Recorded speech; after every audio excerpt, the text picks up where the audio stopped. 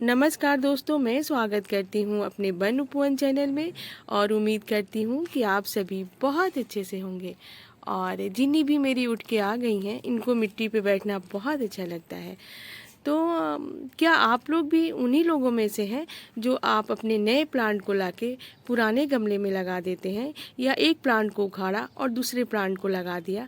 आप भी ऐसी गलती करते हैं तो आगे से ऐसी गलती मत करिएगा, क्योंकि अगर आपने पुराने गमले में और नए प्लांट को लगा दिया, उसके बाद चाहे आप कितनी भी देख रेख करें, वो रिजल्ट नहीं मिलेगा जो आप चाहते हैं। तो सबसे पहले तो चेक करिए कि जो पिछला प्लांट आप लगाए थे उस गमले में, कहीं चींटियाँ बहुत सारी तो नहीं थी। यदि बहुत सारी चींटियाँ थीं और आपके बहुत प्रयास करने के बाद भी वो नहीं जा रही थी, तो उस मिट्टी में तो आप कभी भी नए प्लांट को मत लगाइए। उस मिट्टी को हमेशा के लिए हटा दीजिए, क्योंकि फिर से आपको वही प्रॉब्लम झेलना पड़ेगा और आपका प्लांट बिल्कुल ही ग्रोथ नहीं करेगा। तो यदि चींटियों लगा हुआ मिट्टी है तो उसको हटा दीजिए। और यदि पहले से चींटियाँ नहीं लगी हैं तो भी उस पुराने गमले में नया प्लांट मत लगाइए।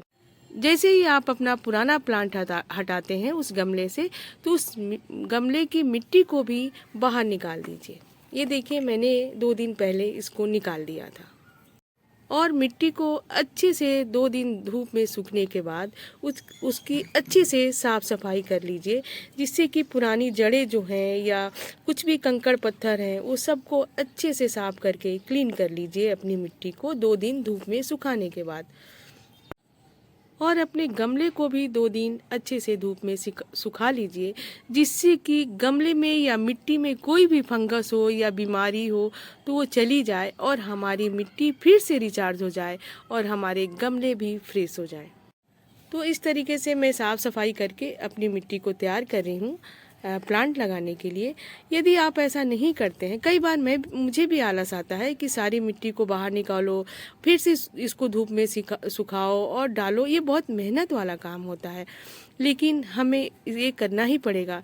यदि हम नहीं करेंगे तो हमारे लाख प्रयास के बाद भी हम जैसा चाहते हैं हमारे प्लांट में फूल नहीं आएगा। और ये ऐसी गलती है कि जिसे हम बाद में नहीं सुधार सकते हैं।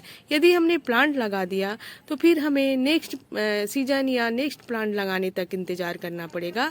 इससे अच्छा है कि थोड़ी हम मेहनत कर लें और अपनी मिट्टी को अच्छे से धूप में सुखा के इसकी साफ़ सफाई कर लें, फिर गमले में भरें। ऐसा करने से हमारे प्लांट की ग्रोथ बहुत ही अच्छे से होता है। मिट्टी को धूप में सुखाने के बाद हम क्या करेंगे कि एक नॉर्मल मिट्टी जो होती है हमारे सभी प्लांटों के लिए, वो बनाएंगे। तो एक हिस्सा हमने मिट्टी का लिया है और एक हिस्सा मैंने रेत ले लिया है और एक हिस्सा पुराने गोबर की खाद ले लिया है। यदि आप चाहें तो पुराने गोबर खाद के बदले में आप सूखी पत्तियों का भी खाद ले सकते हैं, किचन कंपोस्ट भी ले सकते हैं। ये तीनों चीज़ मिला के बहुत सारे प्लांट में हमारे काम आते हैं। हाँ, बहुत ज़्यादा जो हैवी फ्लावरिंग करने वाले प्लांट होते हैं उनकी मात्रा हम थोड़ा कंपोस्ट की और बढ़ा देते हैं, जिससे कि हमारे प्लांट का ग्रोथ बहुत ही अच्छे से हो।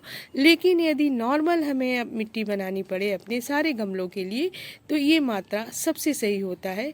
एक हिस्सा अपने गार्डन की मिट्टी, एक हिस्सा रेत और एक हिस्सा गोबर की खाद या कंपोस्ट या सूखी पत्तियों का खाद मिला के हम अपने गमले की मिट्टी को तैयार कर सकते हैं। तो हम ये सारे ही अपने गमले में यूज कर सकते हैं। तो आप भी ऐसी गलती कभी भी मत करिएगा कि नए पुराने प्लांट को उखाड़ा और नए प्लांट को लगा दिया।